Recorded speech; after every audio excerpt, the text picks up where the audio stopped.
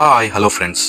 இக்காலத்தில் மருத்துவர்களால் பயன்படுத்தி வரும் ஸ்டெத்தஸ்கோப் எப்படி கண்டுபிடிக்கப்பட்டது என்பதை பார்க்கலாம் வாங்க.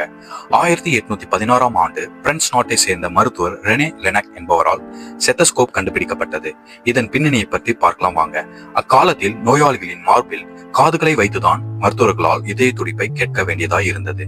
1816ஆம் ஆண்டில் லெனக் தனது பெண் நோயாளி ஒருவரின் இதய துடிப்பை கேட்க வேண்டியதாய் இருந்தது. ஆனால் அவ்வாறு கேட்பதில் அவருக்கு சங்கடமும் சிரமமும் ஏற்பட்டது.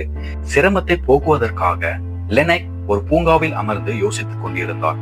அப்பொழுது குழந்தைகள் ஒரு மரத்தண்டின் வழியாக பேசி விளையாடுவதை லெனக் கவனித்தார். அது ஒலியை மிகவும் தெளிவாக கடத்துவதை கண்டார்.